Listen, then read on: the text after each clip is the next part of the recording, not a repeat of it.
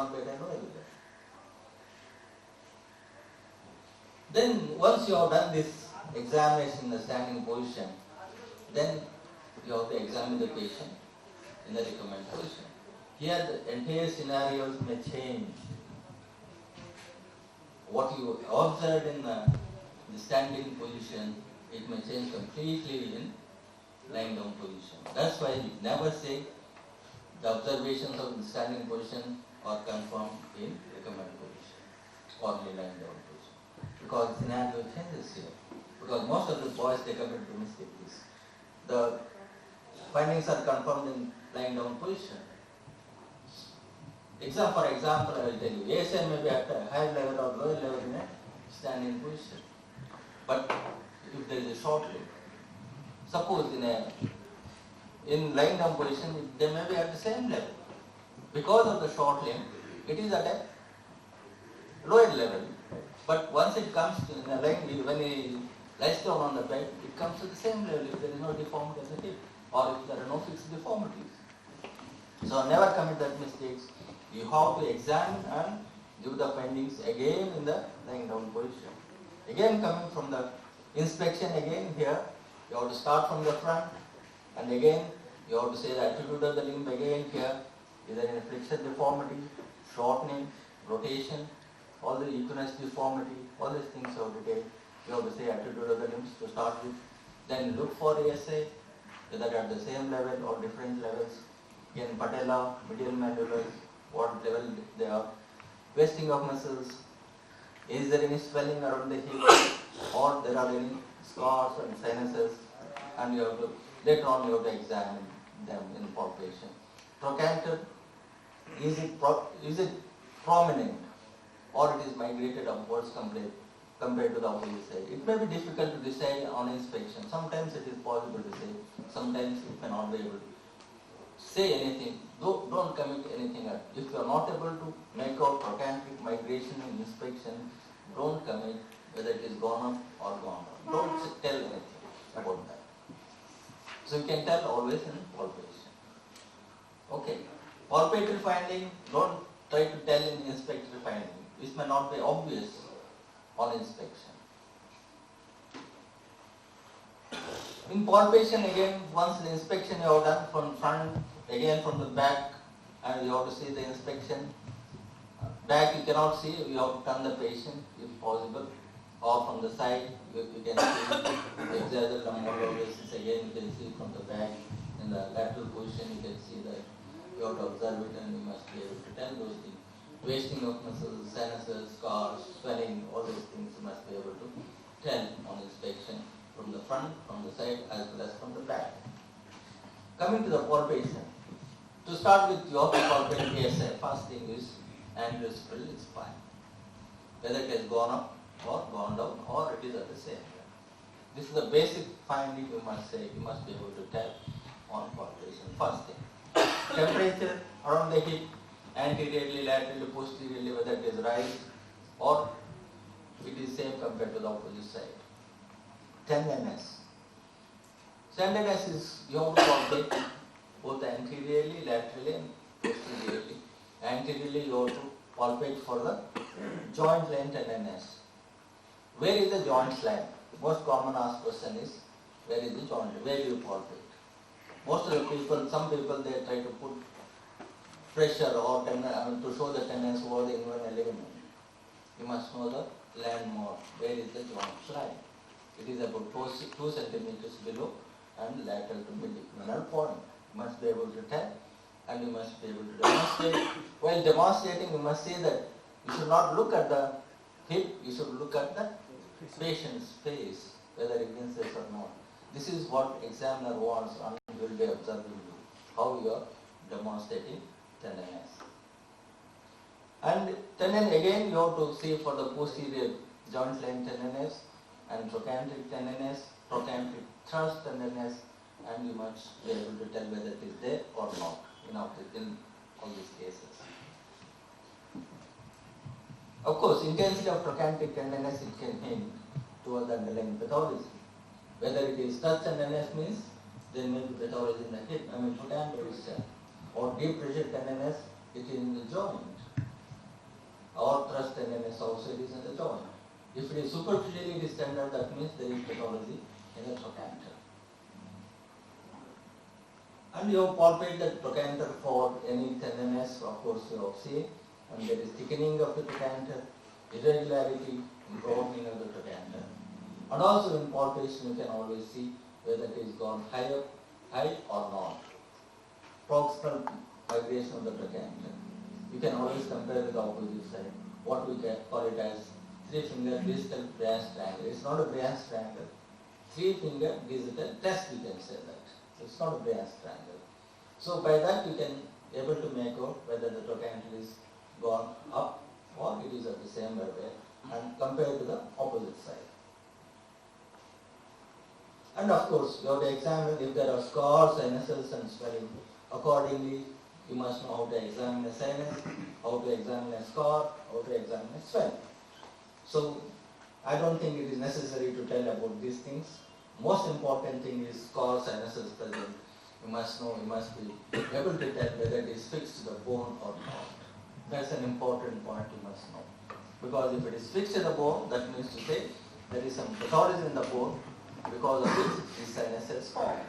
It could be an osteomyelitis or tuberculosis of the trochanter, later on leading to the joint, hip arthritis, maybe tubercular or pyogenic arthritis.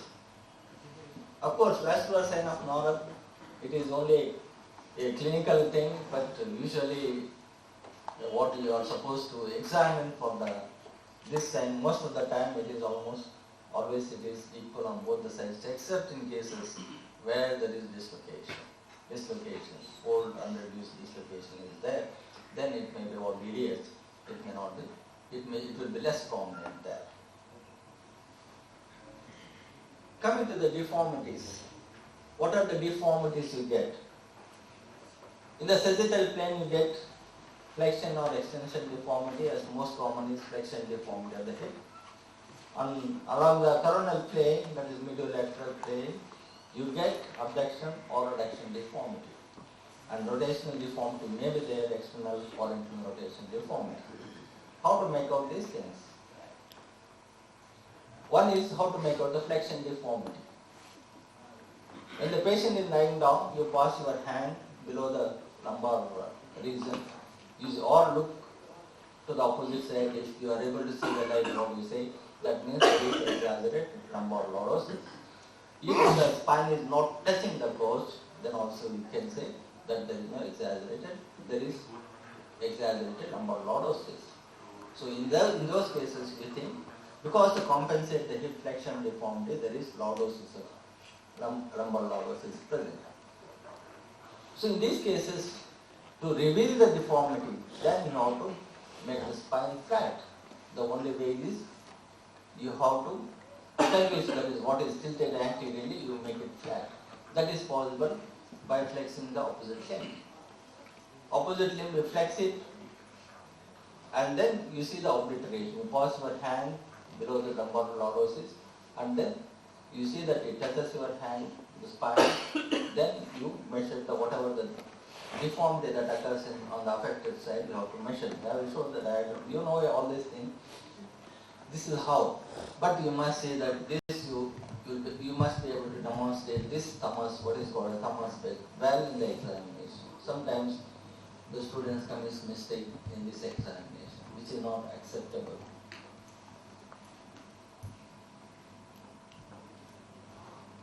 This is already explained, I explained to you. Abduction, adduction deformity. How you will make out? This is by, you know that if the anterior superior spine is gone up, that means it is an adduction deformity. If it has come down, it is an abduction deformity. So you have to square the pelvis to reveal the deformity. If there is an adduction deformity, adduct the pathological limb or the hip, and then you square the pelvis and see how much is the adduction deformity from the neutral position. That gives the adduction deformity. In abduction deformity, you abduct the limb and square the pelvis, and from the measuring the limb from the neutral position, that gives the abduction deformity. Sometimes the problem occurs in rotational deformities. How will you make it? Usually it is laterally rotated sometimes. How will you say directly it is a fixed external rotation deformity? It is not so. You move into internal rotation, see is there any limitation. If you are able to bring to the neutral position, that means there is no external rotation, fixed external rotation deformity. From that place, from neutral position, if you are able to bring it to the internal rotation, how much internal rotation is present, how much external rotation is present, you can always make out. If it is fixed, if you are not able to bring it to the neutral position, that means there is fixed external rotation deformity. This you must know, and you must be able to tell these things. Of course, range of motion, from that, the flexion is 110 to 130, usually 130, till the thigh touches the abdomen, most of the cases. So how to do it? Suppose if there is a fixed flexion of 40 degrees, you have to do a thermal space, then you have to do the flexion, passive flexion of the affected limb. And you must tell the range of this movement. You must always tell from fixed flexion deformity of 40 degrees, further 50 degrees of flexion is possible. This is the way you have to express in the examination. Not that 50 degrees of flexion is possible. That is not the way to express. So you have to express, you have to tell the fixed flexion deformity. Then whatever the free flexion is present, you have to say this much is the free flexion that is present in this case. Same way, if there is extension limitation, if there is a fixed flexion deformity, there is no question of extension deformity. Sometimes the examiner asks, what is the extension, how much is the extension? So you do not get confused. Again, you have to say there is fixed flexion deformity, so there is no extension in this case. If you say again there 10 degrees is there, then you are out. Again, rotation deformities and rotations you must know, 40 to 50 degrees. External rotation and internal rotation is 30 to 40 degrees. And we must know these things because why? These are important. Because some of the diseases, some movements are limited, some movements are exaggerated. Suppose it is the case of non-linear fracture neck of femur. All movements are exaggerated, rotations, all this exaggerated because it's a non-linear. If it is a Perthes disease, then limitation is there, internal rotation. Abduction limitation is there. So there are some things. Suppose if you think of Suke, there is again external rotation is more there. So some of the movements are definitely exaggerated or limited in particular diseases. That's why this examination of movements is very important. By this, we can come to a conclusion what the disease is, most probably, provisional or provisional diagnosis. This is why these movements are very important. Once you have done know the fixed deformities, then you have to go for the measurement. Or you can go for special tests, you can tell Brand's test, Shoemaker's test, all these things. Or you can do measurements and you can go for the test. Either way it is okay. Shortening is, you have to know, or lengthening, whether it is an apparent or a true. Okay, apparent shortening or lengthening, if there is an abduction, there is apparent lengthening is there. If there is an adduction deformity, there is apparent shortening. So measure it is, you are not supposed to square the pelvis here. Apparent is apparent, what is seen. So you have to measure it from a fixed point, usually the zipisternum, from there to the medial malleus. Both the sides you measure it and you compare it whether there is any shortening or lengthening in the limb. To measure the true shortening or lengthening, you have to square the pelvis again. Suppose there is an adduction deformity. By adducting you are squaring the pelvis. You measure the limb from anterior superior spine to the medial malleus. But how to measure in the normal limb? You have to put the normal limb also in the same position. If there is 30 or 40 degrees of adduction deformity, you adduct the normal limb also to 30 to 40 degrees and measure it from anterior superior spine to the medial malleus. That gives true shortening. In abduction deformity, vice versa you have to do it. Abduct it, know it how much is the abduction, Normal side also you do it and you measure it. That is the way you have to do it.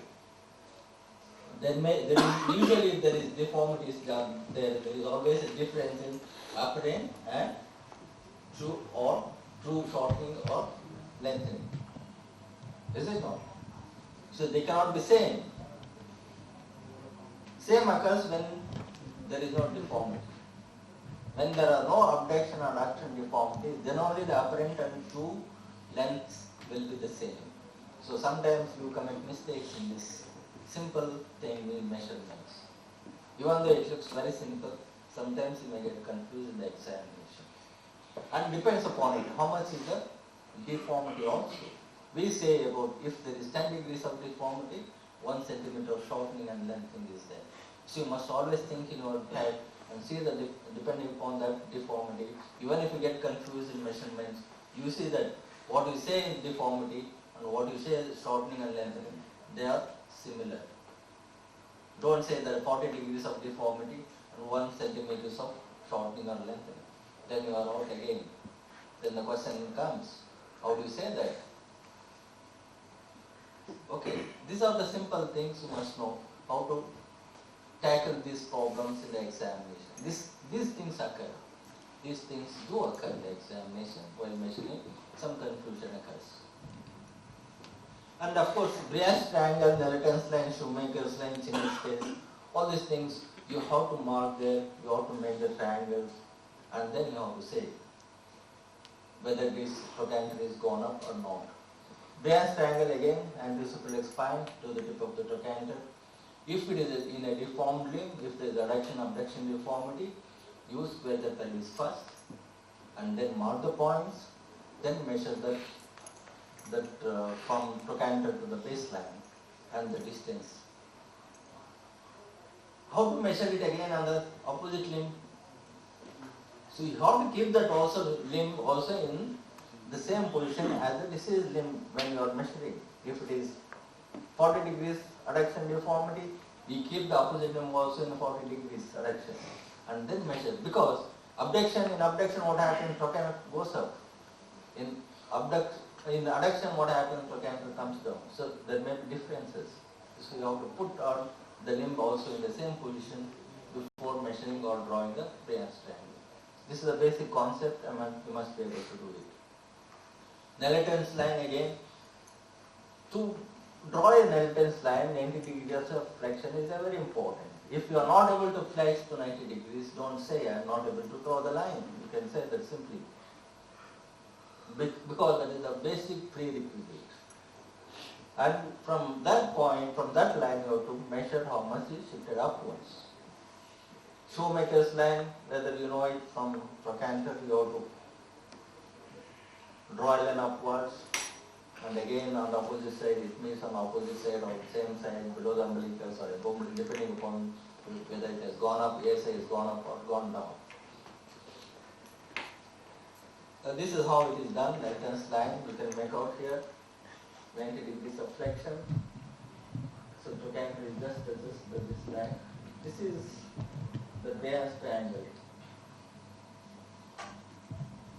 Because you know I am not going in detail for these things. Shoemaker's lines, Chinese lines, all these things. Coming to the Trendelenburg test. This is an important thing which is asked in the examination. This is to assess the ability of the hip abductors which separate the pelvis as well as femur. Positive demonstrate that the hip abductors are not functioning or the liver or what we call it. Is it the power or is it the liver? Okay, also come. This is in the hip or in the neck, pathology in the neck or fracture or weakness of abductors. Any of these things can give rise to Trendelenburg test, positive Trendelenburg test. So these are the disturbances, maybe pathology in the muscles, weakness, and poliomyelitis in all these cases, or fracture neck femur, or diseases in the hip joint, subthalamic, all these things. You may get sometime positive Trendelenburg test. And also a DDH, so that's the commonest thing where you get this Trendelenburg positive. But the problem arises again here. If there is a fixed deformities, can you do a Trendelenburg test? Suppose it is 20 or 30 degrees of adduction or abduction deformity is there. Can you do a tendon bud test? To do a tendon bud test, there should be movements in both the directions. Suppose the hip is fixed in abduction. So usually it cannot come down because it's already fixed in abduction. So the PSI usually it is at a higher level. It cannot come down. Is it not? So it becomes a false positive in that way. In the same way adduction, it becomes a false positive again, it is at a lower level. So in fixed deformities, I think tendon bud test has no value. So better say he has got fixed deformities, so I cannot do the tendon bud test because that doesn't give the true tendon bud positivity. Okay. So how to perform this is another important thing. Most of the boys, they will stand up and ask the patient to stand on the opposite limb or the affected limb and say, no, you have to sit down, examine the patient from the back, ask the patient to stand on a normal leg, see the pelvis comes down or not, and the affected limb, ask him to stand on the affected limb, see the pelvis comes down or not. Then only you can say it is positive or negative. And patient should be able to stand for at least 30 seconds. If there is a lot of pain, he may not be able to stand. But at least if he is able to stand for 30 seconds, you can always say it is positive or negative. Or assisted tendon bud test, sometimes we call it as. So you have to stand in the front and hold, you ask your palms upwards, his palms downwards, hold them and ask him to stand on the affected limb. See which side the pressure comes on your hand. If it comes on opposite side, that means to say there is some problem. It may be positive. Assisted tendon bud test is positive. You can say that. If the patient is not able to stand for 30 seconds. This is how it is positive or negative tendon bud test. You can see it is dipping down. See this. Usually it stays there or it goes up. Otherwise it comes down. Special tests are there. Gallagher test is there, one. And the second thing is telescopy sign. Gallagher is the difference between the length of the femur, knee. They are not at the same level. Telescope is another important thing. For this again, flexion is necessary of 90 degrees and little adduction. How to do it is, you put your thumb over the rear side. So we have to fix the pelvis. So put your fingers over the thumb and do push and pull. If there is migration of the trochanter forward and backward, that means it is to say that it is positive. So some conditions it is positive, like DDH or fractionate femur, non-union fractionate femur, it is positive. That indicates. All these things, findings, they are going to help in your diagnosis, provisional diagnosis, whatever it is. There are some other tests you have to do, Patrick test and all, okay. And with DDH, suppose a child comes, you must know what is autonomy and Borlow's test. Okay. So autonomy is one where you will be able to say click or a clink sound when you try to put it into the hip joint. Otherwise, if it is reducible. And Borlow's is you are able to push it and able to feel the clink when it dislocates in subluxated hips. Craig's test sometimes you may have to do. This is mainly for antiversion, whether it is excessive antiversion or there or not. To know that this test is essential. So if there is excessive external rotation, that means to say there is antiversion is more. This is not the thing, not necessary. And after examining these things, then you have to come to examination of Regional lymph nodes, don't forget to do that, because in case of tuberculosis or septic otitis, the regional lymph nodes may be enlarged, like external iliac or internal iliac lymph nodes may be enlarged. You must be able to feel it and palpate and say whether it is there, and you have to describe if lymph nodes are palpable. Definitely you have to describe how many are there, they are matted, discrete, what is the consistency, rubbery consistency, permanent consistency, everything you have to say. After examining of hip is complete, then you have to examine, most important, you have to, don't forget to examine other joints. The SSO joints is important, then spine, there may be sometimes some scoliosis or lordosis, whatever it is there, it disappears. That means it is not a structural deformity. So you have to examine the spine. Other joints, is there any pathology in other joints, like rheumatoid arthritis is there, ankylosing spondylitis, other joints may be involved, spine may be involved. You have to examine these things. Other systems you have to examine. Suppose the old man is there, 60 or 70 years, he comes with a severe injury, with pathological fraction and femur. So you have to examine for the primary, it may be secondary tumor. So you have to examine the primary. Most important is you have to examine thyroid, and you have to examine lungs, breast. Of course, prostate you can always palpate and say if you have done okay, otherwise you can say I am not done. Kidney you have to examine, and abdomen also you have to examine. This, then only it is complete, otherwise your examination is not complete. So then what happens, you give a provisional diagnosis. Even if you are certain this is the case, a tuberculosis of the hip, you have to say this person, a named so much, named such and such a person, is so much, is having this diagnosis with so much of deformity, flexion deformity, external deformity, whatever it is there. You have to tell this complete diagnosis. That gives a complete diagnosis. You have to give provisional diagnosis, whatever it is. Then you have to give it. Nobody is perfect in giving exact diagnosis, except in a few cases like fracture and femur. It is a simple case which is not kept in the examination most of the time.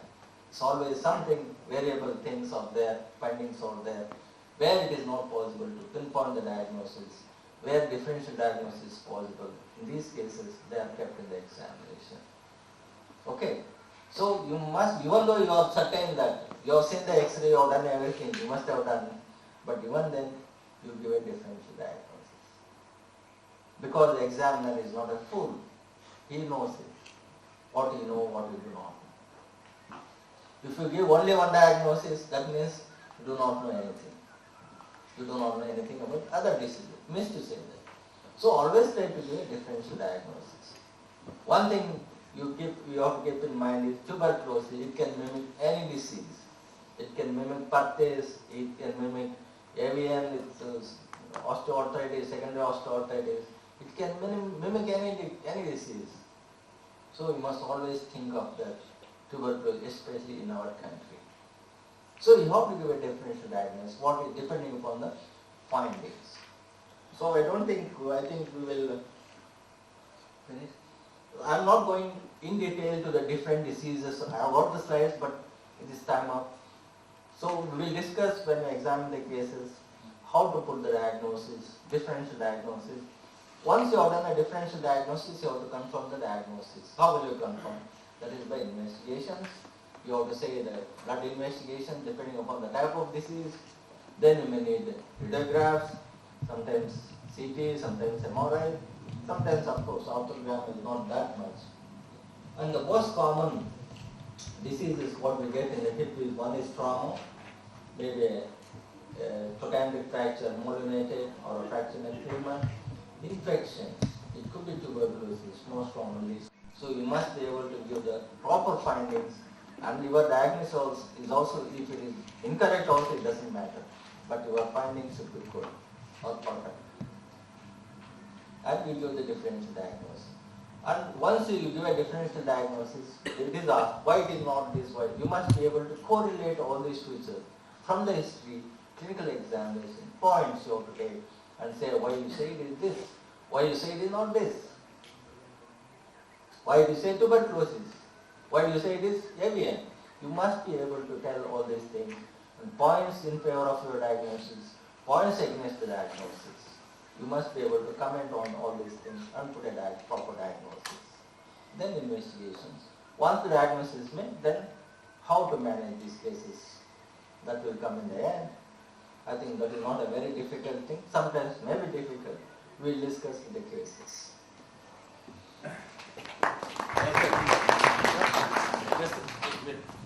Okay, thank you, sir. Very nice, informative talk to us. And after that, as a formality, or for any query, any questions, they are most welcome.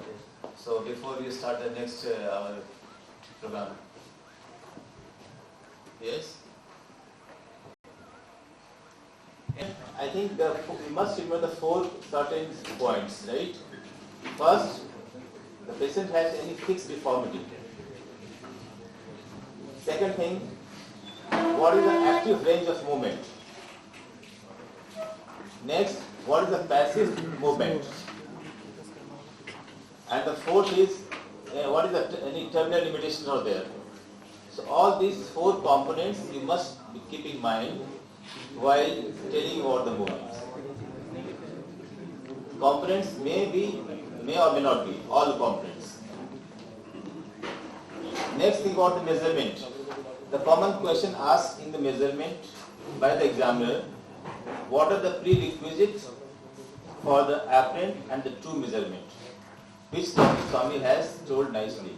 But again I want to stress that prerequisite for the apparent measurement as first that